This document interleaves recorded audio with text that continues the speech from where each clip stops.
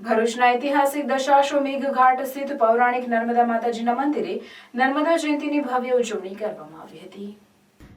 નર્મદા મંદિરે મંગળા આરતીથી શરૂ થયેલા કાર્યક્રમમાં માતાજીને સવામણ દૂધનો અભિષેક, વિશેષ મહાઆરતી અને ભવ્ય ફૂલ શણગાર કરવામાં આવ્યો હતો। મધ્યપ્રદેશના અમરકંટકથી નીકળી હાંસોટના કાંટિયાજાળ ખાતે અરબી સમુદ્રમાં વિલીન થતી નર્મદા નદીનું મહાત્મ્ય અનેક ધર્મગ્રંથોમાં વર્ણવાયું છે। શાસ્ત્રો અનુસાર નર્મદાના દર્શન માત્રથી માનવીના ભવના પાપો દૂર થાય છે। આ પાવન અવસર પર મોટી સંખ્યામાં ભક્તોએ માતાજીના દર્શન કરી ધન્યતા અનુભવી હતી।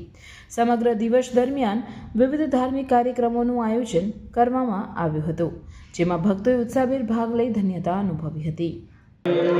આજ રોજ મહાસુદ સાતમ મંગળવાર છે। અતિ પ્રાચીન એવું નર્મદા માતાનું મંદિર કે જે ભરૂચ દશાશ્વમેઘ ઘાટ ઉપર આવેલું છે, જ્યાં આગળ બલિરાજાએ અશ્વમેઘ યજ્ઞ કર્યા હતા। તે સ્થળ પર નર્મદાજીનો પ્રાગટ્યોત્સવ અનેક વર્ષોથી ઉજવાય છે અને આજે પણ એની ઉજવણી ભવ્ય રીતે થઈ રહી છે।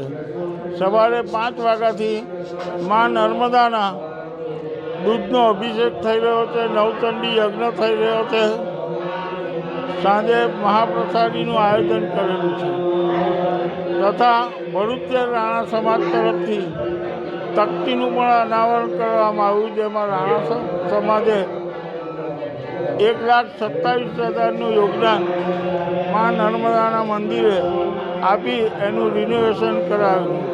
અસ્તુ ઇતિ। દશાશ્વમેઘ ઘાટ ભરૂચ ખાતે નર્મદાજીનું પ્રાચીન મંદિર છે। અહીં મહાસુદ સાતમના દિવસે માતાજીનો દૂધનો અભિષેક થાય છે। દૂધના અભિષેક બાદ શણગાર થાય છે માતાજીનો। બપોરે 12 કલાકે આરતીનો કાર્યક્રમ હોય છે। સવારે 9થી 5 સુધી નવચંડી યજ્ઞનું આયોજન હોય છે। ત્યાર પછી ભોજન પ્રસાદીનું આયોજન હોય છે। માતાજીને જે અભિષેકનો પ્રસાદ છે દૂધનો, તે સતત વિતરણ ચાલુ રહે છે અને આ દિવસે હજારો દર્શનાર્થીઓ માતાજીના દર્શને આવે છે અને પોતે કૃતાર્થ થાય છે।